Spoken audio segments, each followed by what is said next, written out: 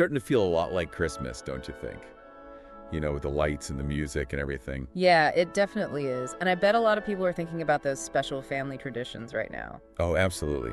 You know, the things that make the holidays so special, right? The things we remember from when we were kids. Yeah, exactly. Those traditions, they're like a connection, you know? They Yeah. connect us to the past, to our own memories, and even to different cultures around the world. And that's exactly what we're doing today. We're going on a trip, a whirlwind tour of Christmas traditions from all over the globe.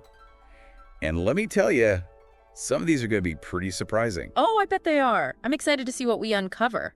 Forget Santa and reindeer, we're talking about processions, mischievous trolls, and even, get this, a festive bucket of fried chicken. Wow, fried chicken. That's a new one. By the end of this deep dive, you'll have enough Christmas trivia to impress anyone. But more importantly, you'll have a new appreciation for all the different ways people celebrate this special time of year. I'm ready to get festive. Where are we headed first? First stop, Mexico. Get ready for Las Posadas. It's a 9-night celebration that's as heartwarming as it is unique. Ah, Las Posadas. I love that tradition. It really captures the true spirit of Christmas. Okay, so picture this. Every evening, for 9 nights leading up to Christmas Eve, people get together in a procession. They carry candles and sing carols as they go from house to house. Okay, so I'm picturing a beautiful candlelit procession. But, what's the point of going from house to house? Are they, like, just spreading Christmas cheer? Well, it's actually a reenactment of Mary and Joseph's journey searching for a place to stay in Bethlehem. The procession represents Mary and Joseph asking for lodging, and the people inside the houses, they play the role of innkeepers. Oh, I see. So it's like a live interactive nativity scene. That's really clever. What kind of songs do they sing? They sing traditional Christmas carols called villancicos. They tell the story of the nativity. It's really beautiful. I bet those carols add a really special touch to the whole thing. So they go from house to house asking for shelter, but, like, what actually happens when they reach a house? At first, the people inside the house, you know, the ones pretending to be innkeepers, they turn them away, just like in the Bible story. But on the last night of Las Posadas, they're finally welcomed into a home. It symbolizes Mary and Joseph finally finding a place to stay. I can only imagine the feeling of relief and joy when they're finally let in. What happens after that? That's when the real party starts. There's feasting, praying, and of course the piñata, which is always a big hit with the kids. Of course. You know what I find so fascinating about Las Posadas is the history behind it. It was actually brought to Mexico by Spanish missionaries way back in the 16th century. Right. They used it as a way to teach the story of the Nativity to the indigenous people of Mexico. It's really remarkable, isn't it, how something that started as a teaching tool has become such a beloved tradition. And it's not just about the religious aspect either. It's about community, hospitality, and coming together. Exactly. It's a beautiful reminder that even though traditions can come from humble beginnings, they can evolve to have such profound meaning. Absolutely. Okay, from the warmth of Mexico, let's head over to Germany. We're going to look at 2 traditions there. One that's all about the quiet anticipation of Advent, and another that's just bursting with festive energy. Oh, I love German Christmas traditions. They're Yeah. so full of charm and history. Me too. Let's start with the Advent wreath. I think a lot of people might be familiar with this one. It's such a beautiful symbol of the season, and it's deeply rooted in German history. Yeah, definitely. I just love Advent wreaths, you know. The simplicity of the evergreen branches, the flickering candles, it just creates such a cozy, peaceful feeling. Can you tell us a bit more about the symbolism and the history behind it? Of course. The Advent wreath, it's typically made of evergreen branches symbolizing eternal life. And it has 4 candles, one for each Sunday leading up to Christmas. I've always been drawn to the symbolism of those candles. Each one is a step closer to Christmas, you know, Yeah. and the light grows brighter as we get closer to the holiday. Exactly. It really captures that sense of anticipation and excitement that builds during Advent. And the history is fascinating too. You know, the Advent wreath was actually created by a pastor named Johann Heinrich Wichern. I didn't know that. Yeah, Yeah. back in the 19th century.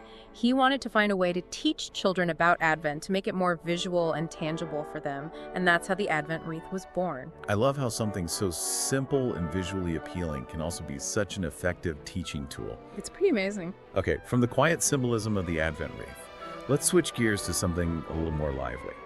German Christmas markets. Can you paint us a picture of what these markets are like? Okay, close your eyes and imagine this.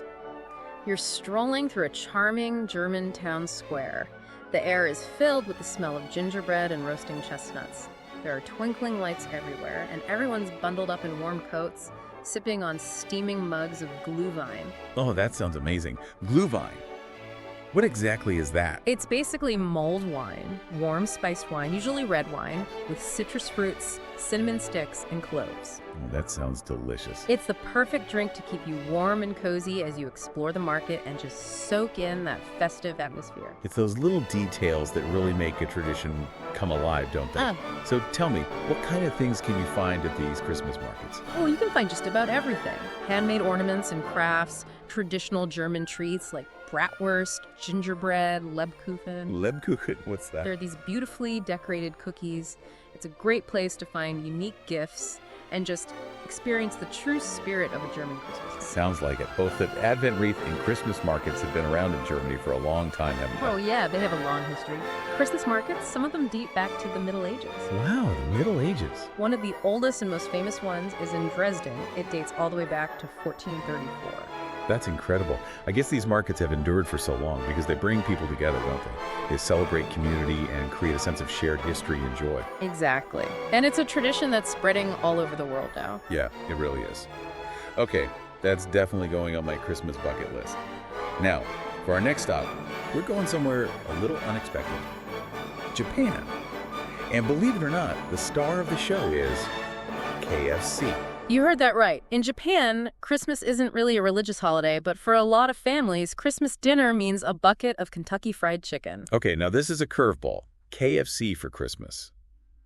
I have to admit, I'm intrigued, but also a little confused. How on earth did this tradition start? Well, it's a pretty interesting story, actually. It's all about marketing and cultural adaptation. Back in 1974, KFC launched a campaign in Japan called Kentucky for Christmas. They were targeting a nation that was really getting into Western culture. So they basically created a tradition out of nothing. Pretty much, and it worked.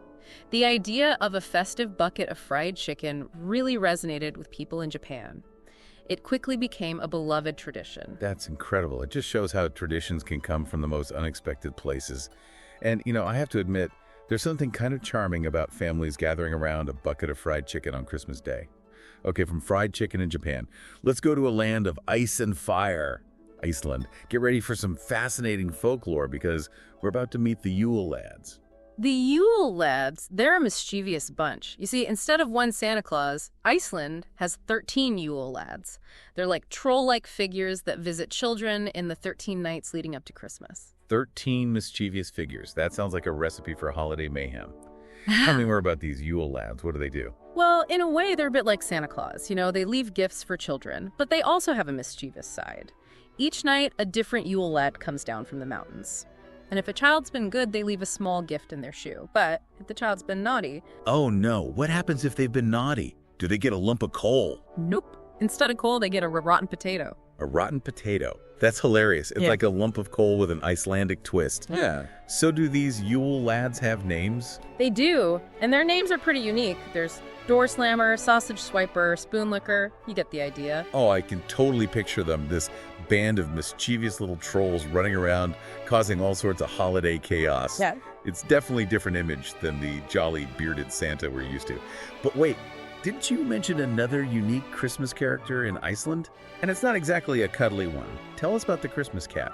Oh yeah, the Christmas cat, or Jólakötturinn in Icelandic. It's this giant, ferocious beast, and it's said to roam the countryside during Christmas time. A giant, ferocious cat. Okay, that doesn't sound very festive. What does this Christmas cat do? Well, the legend says it'll devour anyone who doesn't get new clothes for Christmas. It's a pretty strong incentive to be good. Wow, that's quite a motivator. So it's not just about getting gifts. It's about making sure everyone has warm clothes for the Icelandic winter.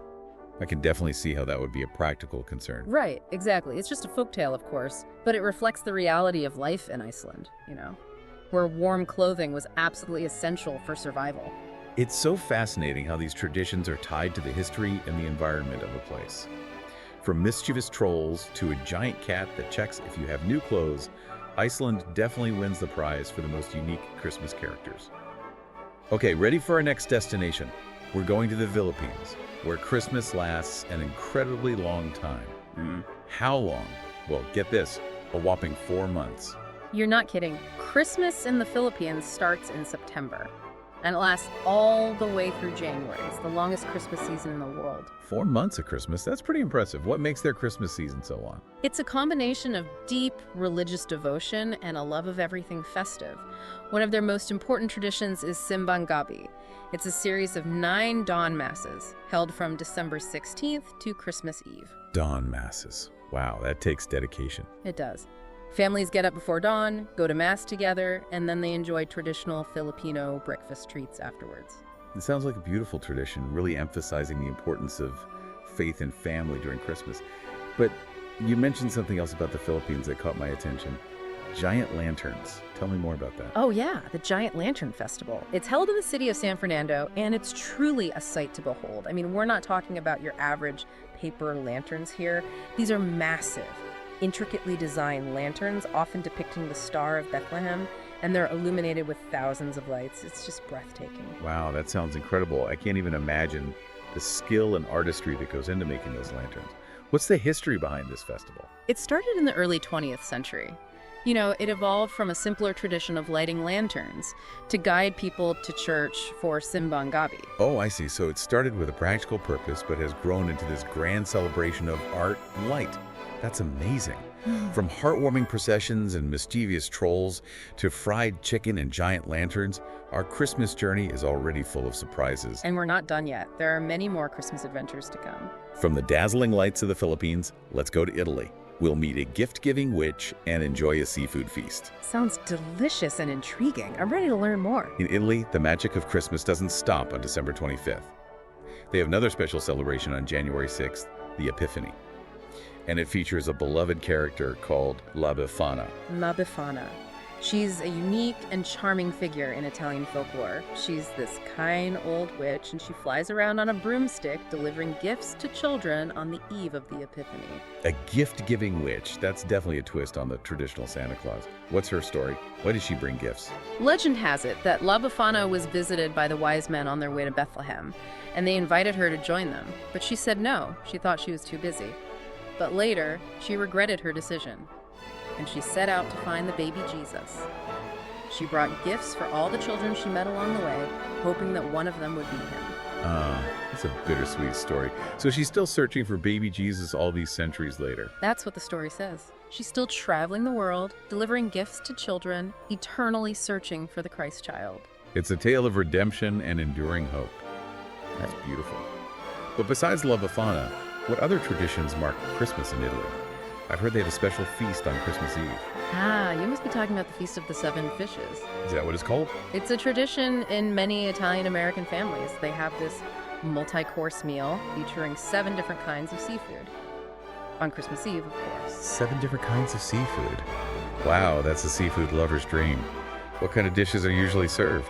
Oh, you might find dishes like bacala, which is salt cod, calamari, shrimp scampi, different pasta dishes with seafood. It sounds incredible. So it's not just about number 7, is it?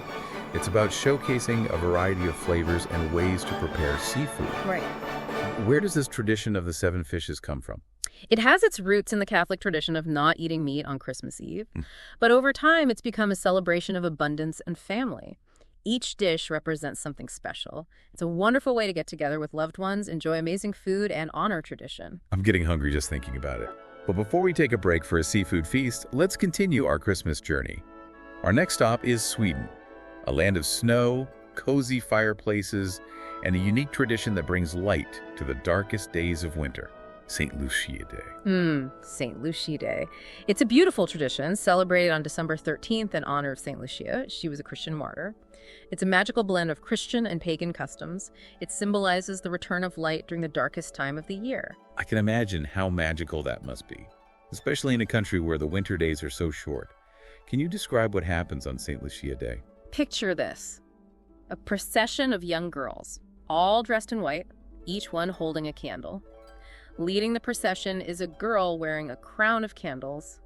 She represents St. Lucia herself. It's a symbol of light returning to the world. It sounds so beautiful and symbolic. Do they sing carols too? Oh, they do. They sing traditional St. Lucia carols, and it just adds to the magical atmosphere of the whole procession.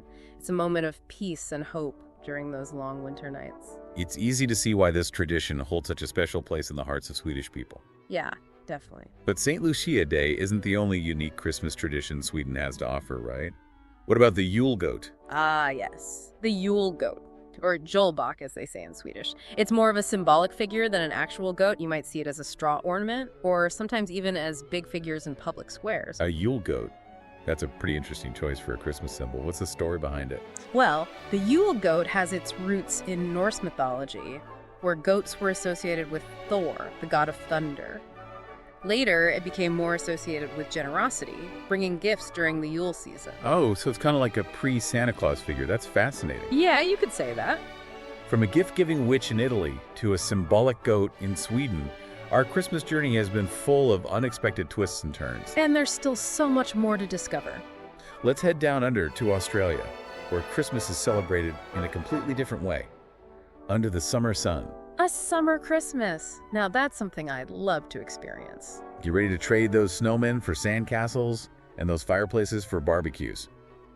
Christmas in Australia is all about sunshine, beaches, and outdoor fun. That sounds like a dream. So do they still have Santa Claus? I mean, I can't really picture him in a swimsuit. Oh, Santa's still part of the festivities. But you might see him wearing board shorts and sunglasses.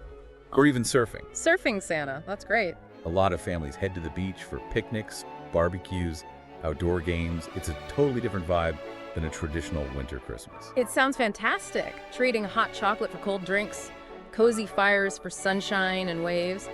What do Australians eat for Christmas, by the way? I mean, instead of the traditional roast turkey and all the trimmings. Well, you're likely to find them enjoying seafood feasts, fresh salads, tropical fruits. You know, a Christmas feast fit for a summer celebration. That sounds delicious. But how did this unique Australian Christmas tradition come about? Well, Australia was a British colony, so they inherited a lot of European Christmas customs. But as you can imagine, those traditions had to adapt to the completely different climate. Makes sense. It's a great example of how cultures are constantly evolving and adapting, isn't it? It's fascinating to see how something as universal as Christmas can be celebrated in so many different ways. Absolutely. Okay, from the sunny beaches of Australia, let's go back to Europe, Germany and Austria to be exact. And we're about to encounter a tradition that's a bit more, well, let's just say it's not for the faint of heart. Oh, you've got my attention. What could be more intimidating than that giant gift-giving cat from Iceland? Get ready to meet Krampus. He's a horned, devil-like figure who goes around with St. Nicholas in some parts of Germany and Austria. A devil-like figure? That doesn't sound very Christmassy at all. Tell me more. Krampusnacht. It's celebrated on December 5th, the night before St. Nicholas Day. So while St. Nicholas rewards well-behaved children with gifts, Krampus is there to punish the naughty ones. Punish them? How? Well, Krampus is said to swat naughty children with birch branches, or even carry them away in his basket to his lair. Wow, that's a pretty intense way to encourage good behavior. What's the story behind this Krampus character? Where did he come from? He's from Alpine folklore. He's like a dark counterpart to St. Nicholas. The idea is to reinforce good behavior through fear. I see. It's interesting how different cultures approach the idea of reward and punishment, especially around the holidays. It really is. I bet kids in those parts of Germany and Austria are on their best behavior in the days leading up to Krampusnacht. But even Krampus has changed over time, hasn't he? Oh yeah, he has. These days you'll find Krampus parades. They're called Krampuslauf, and people dress up as Krampus. But it's more about fun and spectacle than actual fear. It's funny how even the darkest traditions can evolve and be reinterpreted. Yeah, that's true. Okay, before we get too carried away with Krampus, let's hop across the channel to our final destination for today, the United Kingdom. Ah, the UK. Land of castles, tea time, and of course some really unique Christmas traditions. We're about to enter the world of Christmas crackers and pantomimes. Christmas crackers, what are those? Some kind of special Christmas snack? Not quite. Imagine a festive cardboard tube wrapped in colorful paper. You pull on both ends and it makes a loud popping sound. That sounds fun. What's inside? Inside you'll find a few little things. A paper crown, a small toy or trinket, and a corny joke. Oh, I love it. And the tradition is to wear those paper crowns during Christmas dinner. It's like a little party favor built into the meal. What's the history behind this quirky tradition? It all started in the mid-19th century with a confectioner named Tom Smith. He got the idea from French bonbons that were wrapped in twists of paper, and he started selling similar treats. And later he added the crack element, and the Christmas cracker was born. It's amazing how such a simple idea can become such a beloved tradition. Generations have enjoyed Christmas crackers. But Christmas in the UK isn't just about crackers, is it? What other fun customs do they have? Another highlight is the pantomime. It's a theatrical performance that's a big part of British Christmas entertainment. A pantomime? Is that like a play? It's a kind of musical comedy, often based on fairy tales like Cinderella or Aladdin, but with a comedic twist. A comedic twist? Like Okay, imagine a pantomime version of Cinderella where the ugly stepsisters are played by men dressed as women, and the audience is encouraged to shout out lines and interact with the actors. That sounds hilarious. So it's a very interactive and lighthearted kind of theater. Exactly. It's all about having fun, being silly, and enjoying the holiday spirit. Pantomimes actually have a long history. They go back to 16th century Italian commedia dell'arte, but they really found a home in Britain, becoming this cherished Christmas tradition that's full of laughter and audience participation. It's incredible how we've traveled the globe, from Mexico to Japan to Iceland, and we found all these amazing and fascinating Christmas customs. It really shows how diverse the world is, but also how interconnected we all are. It's amazing, isn't it? And we've only just scratched the surface of our Christmas World Tour. We'll be back with even more fascinating traditions in Part 2. I can't wait. Welcome back to our Christmas World Tour. I'm really curious to see what other fascinating traditions we'll uncover. We've already journeyed from candlelit processions in Mexico to that festive bucket of fried chicken in Japan. What's been standing out to you so far? You know, what's striking me is how each tradition, no matter how unusual it might seem, it really reflects something about the culture and history of the place where it's celebrated. You're absolutely right. It's like each tradition is a little window into the soul of a culture, you know. And speaking of unique traditions, let's head over to Catalonia. It's a region in Spain, and they had this, well, peculiar character called a Caganer. The Caganer? What on earth is that? Well, it's a figurine of a man squatting with his pants down, doing his business, you know. A defecating figurine. Okay, that's a bit unconventional for Christmas. Where does that tradition come from? The Caganer is a traditional part of Catalan nativity scenes. Its origins are a little bit murky, but it's thought to symbolize fertilization and good luck for the coming year. Huh. That's fascinating. It's a reminder that not all Christmas traditions are about, pristine images and all that sugary sweetness. Some of them embrace the earthier, more humorous side of things. Exactly. And speaking of embracing the simple things, let's travel north to Finland, where the sauna is a big part of their Christmas celebrations. Ugh, the Finnish sauna. It's more than just a way to relax and warm up, isn't it? It's like a deeply ingrained part of Finnish culture. But how does it fit into their Christmas traditions? For Finns, Christmas Eve is a time for purification and renewal. And what better way to cleanse yourself than with a traditional sauna, right? Families gather in the sauna on Christmas Eve. They enjoy the warmth and steam, and it symbolizes a fresh start for the new year. It's like a spiritual cleansing ritual to get ready for the holidays, and I bet it's super relaxing after all that, hustle and bustle of Christmas preparation. Absolutely. And after the sauna, it's time for the Christmas feast. You'll often find traditional Finnish dishes like roasted ham, gravlax, gingerbread cookies. It sounds like the perfect combination: relaxation and indulgence. Okay, from the warmth of the Finnish sauna, let's head to a country that's known for its incredible music, Austria. And get ready for some enchanting melodies because we're about to explore Austrian Christmas carols. Austrian Christmas carols are known all over the world for their beauty and elegance. A lot of them are centuries old, passed down through generations, They evoke a real sense of history and tradition. Are there any particularly famous or unique Austrian carols, ones that stand out? One of the most beloved is Silent Night. It was actually composed in Austria back in 1818. It's such a simple melody, but the lyrics are so profound. It's become a global Christmas classic. Another notable one is Still, Still, Still. It's more of a lullaby-like carol, very peaceful and contemplative. It's amazing how music can transcend cultural boundaries, isn't it? It connects people from all over the world, especially during the holidays. I can just picture families gathered around the piano singing these beautiful carols, creating memories. Absolutely. Austrian Christmas carols just create that magical atmosphere that really captures the spirit of the season. Now let's travel south to Greece. Christmas traditions there blend ancient customs with Christian celebrations. I'm curious about that. How is Christmas celebrated in a country with such a rich and ancient history like Greece? In Greece, Christmas is a time for both religious observance and festive celebrations. One of the most enduring traditions is the decoration of Christmas boats. It symbolizes the country's seafaring heritage. Christmas boats. That sounds unique. Tell me more about that. Instead of Christmas trees, a lot of Greeks will decorate small boats with lights and ornaments. They put them in their homes or in town squares. This tradition goes way back to a time when most Greeks were seafarers. The boat represented their livelihood and their connection to the sea. That's a lovely way to honor their heritage and connect it to Christmas. What other traditions do they have? Another important one is the singing of Kalanda. Those are Christmas carols, but they're performed by groups of children who go door to door, spreading holiday cheer, and getting treats in return. It's kind of like caroling in other parts of the world, but with a distinctly Greek flavor. It sounds like a really joyful tradition. It brings communities together. Okay, from the sunny shores of Greece, let's head to a country known for its love of all things sweet, Belgium. Belgium. Yeah, when you think of Belgium, you probably think of chocolate, right? And guess what? Chocolate plays a big part in their Christmas traditions. I had a feeling chocolate would be involved. Tell me more.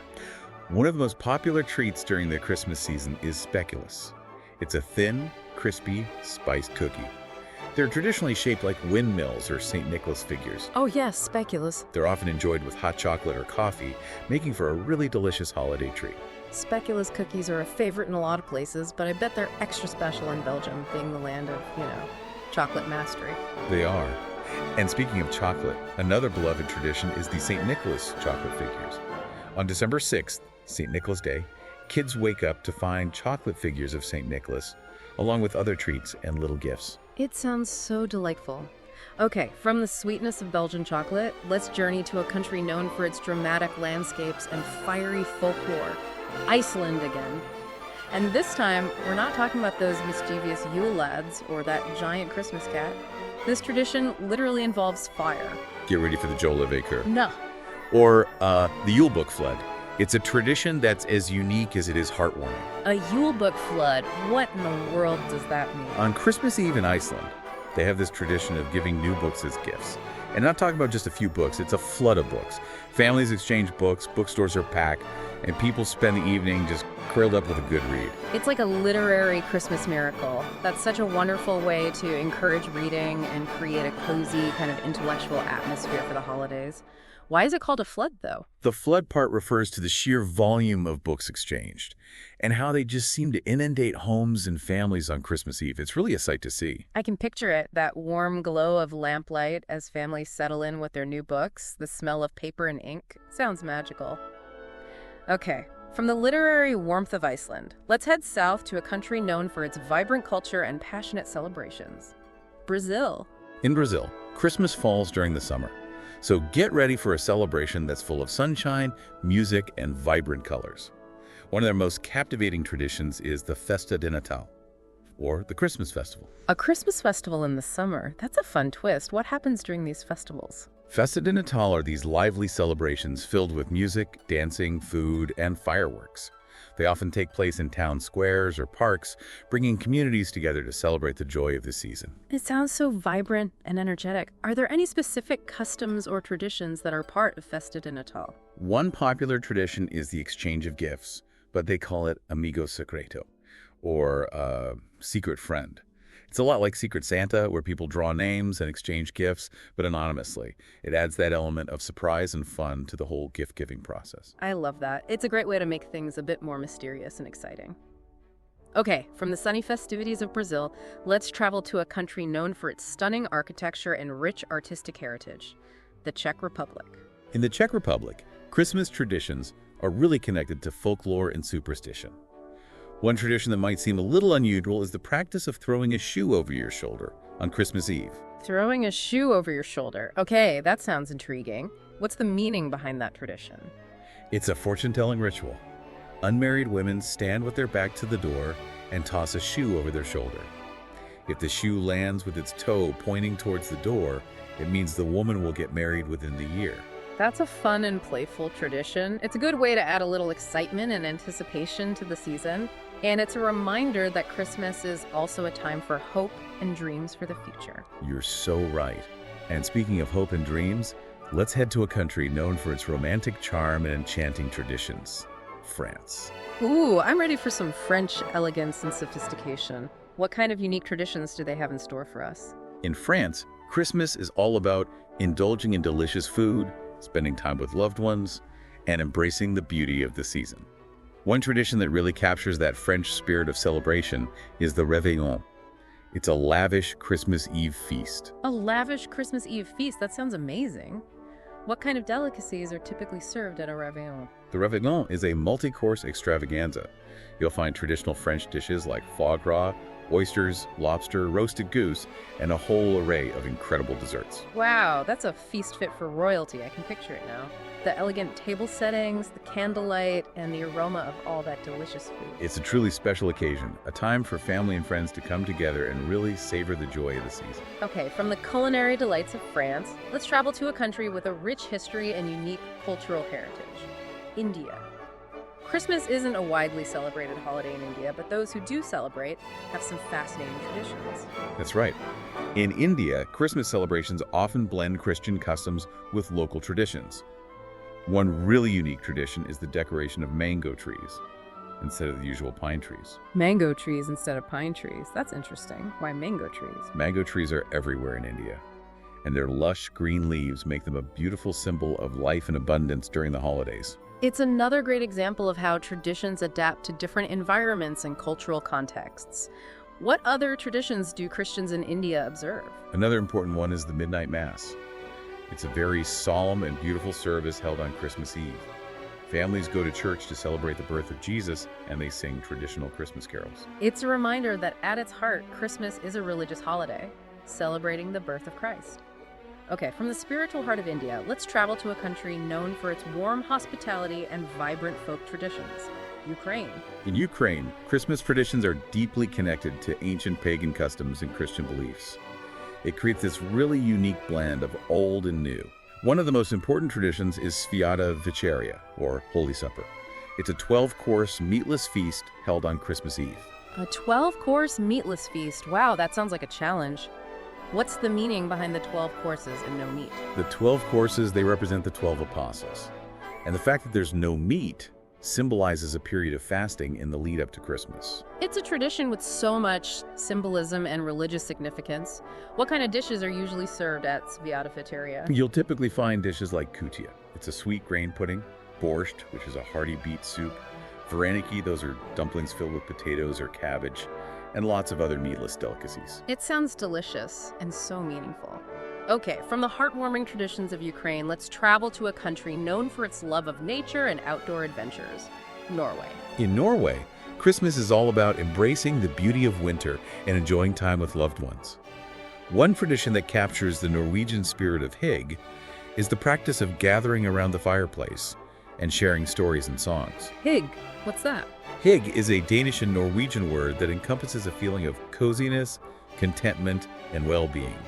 It's about creating a warm and inviting atmosphere, surrounding yourself with loved ones, and enjoying those simple pleasures in life. That sounds lovely. So how does this concept of hygge fit into Norwegian Christmas traditions? Well, Norwegians often gather around the fireplace on Christmas Eve.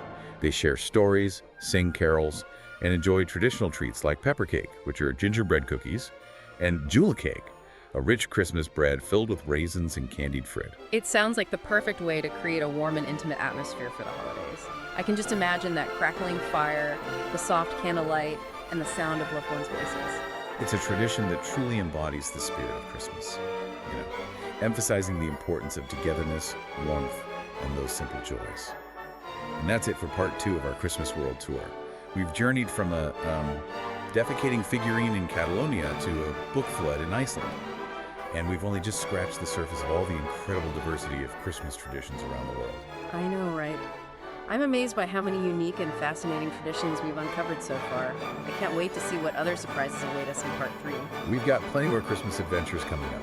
Join us for part 3 as we explore even more traditions from, well, you'll just have to wait and see. Until then, keep that holiday spirit alive. Welcome back to our Christmas World Tour.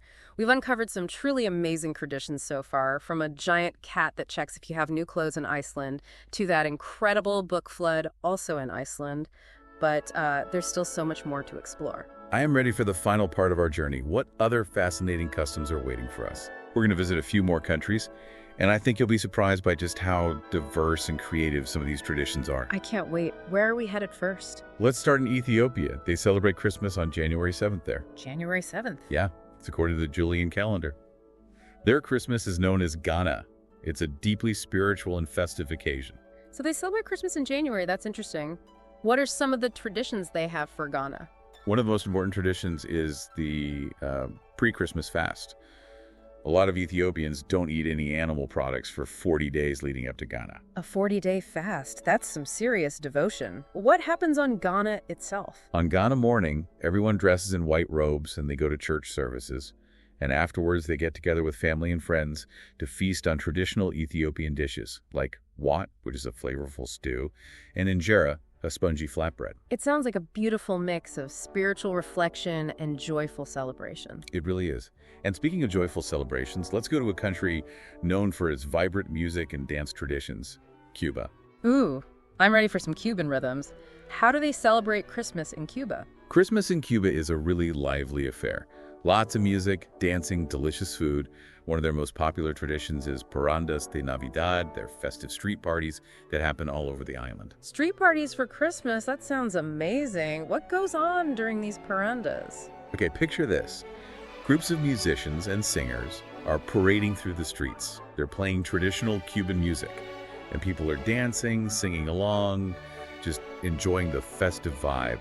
It's a real celebration of Cuban culture and the joy of Christmas. It sounds like a blast of energy and rhythm. Okay, from the vibrant streets of Cuba, let's go to a country known for its stunning natural beauty and ancient traditions, Armenia. Christmas traditions in Armenia are a mix of old pagan customs and Christian beliefs. They create this really unique and fascinating blend. One of their most interesting traditions is fortune-telling with walnuts. Fortune-telling with walnuts, that's a new one. How does that work? On Christmas Eve, families gather around a table and they crack open walnuts. The condition of the walnut inside, they believe it predicts the future.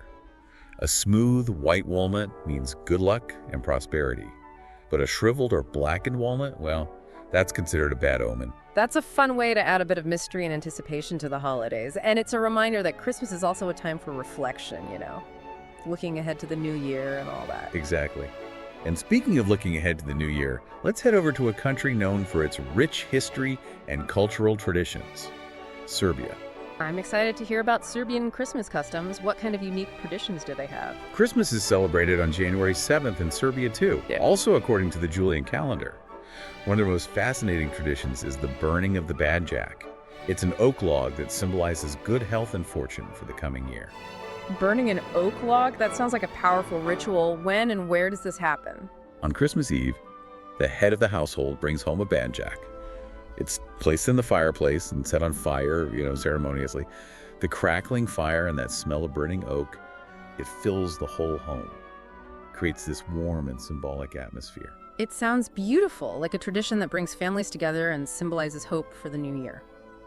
Okay, from the warmth of that Serbian bad jack, let's go to a country known for its amazing landscapes and unique wildlife, Canada. Christmas in Canada is a great mix of European traditions and that, Canadian spirit. One tradition that's particularly special is the annual lighting of the world's largest Christmas tree. It's in Cobourg, Ontario. The world's largest Christmas tree. Wow.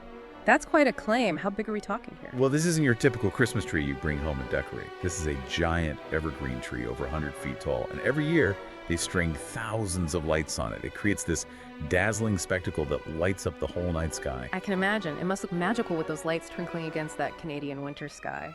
It really is something to see. And speaking of spectacular sights, let's head to a country known for its artistic flair and those dramatic landscapes, Italy. But this time, we're not talking about food or gift-giving witches. We're going to explore a tradition that combines art, music, and religious devotion. Okay, you've got me intrigued. What tradition is this? We're going to experience the beauty of presepi. They're elaborate nativity scenes, and they're a central part of Christmas in Italy. Nativity scenes. Okay, that sounds familiar, but you said these are elaborate. What makes them so special? Italian presepias are much more than just a simple manger scene with a few figures. They're intricate works of art, often handcrafted with incredible detail. And they don't just depict the nativity, but also scenes from everyday life in Bethlehem. So it's like a whole miniature world brought to life. Yeah, exactly. They often include tiny houses, shops, marketplaces, even flowing streams and waterfalls. They're incredibly detailed and realistic, and a lot of times they're passed down through generations, becoming treasured family heirlooms. I can see how these presepi would be such a focal point of Christmas in Italy. bringing families and communities together to admire the artistry and reflect on the Nativity. Exactly. They're a beautiful expression of faith, creativity, and the Italian love of beauty and tradition. Okay, from the artistry of Italian recipe, let's head to a country known for its warmth, hospitality, and those vibrant celebrations. Portugal. I'm ready for some Portuguese Christmas cheer. What unique traditions do they have for us? In Portugal, Christmas is all about family, faith, and delicious food. One tradition that's particularly heartwarming is cansada. It's a special Christmas Eve dinner that brings families together to share a meal and celebrate the birth of Jesus. Sounds lovely. What makes cansada so special? Cansada is more than just a meal. It's a really symbolic gathering with a lot of traditions. They often set the table with an extra place setting for family members who have passed away. Oh, wow. It symbolizes their continued presence in the family. And after dinner, families often go to midnight mass. They call it Missa do Galo, or Rooster's Mass. That's a beautiful way to honor loved ones who are gone and to really emphasize the religious meaning of Christmas. Okay, from the warmth of Portuguese cansada, let's travel to a country known for its stunning architecture and rich history, Russia. Christmas in Russia is a magical time. It's full of unique traditions and religious observances.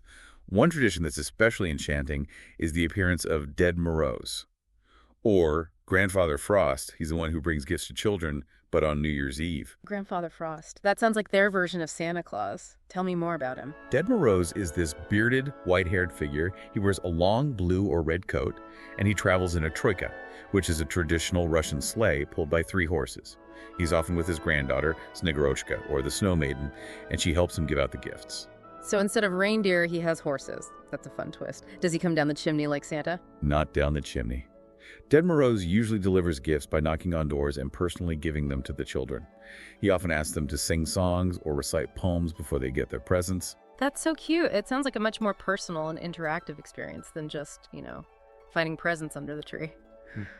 Okay, from that magical world of Dead Moroz, let's travel to our final destination on this Christmas World Tour, South Africa.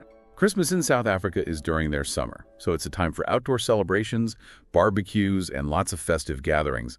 One tradition that's particularly heartwarming is singing carols by candlelight.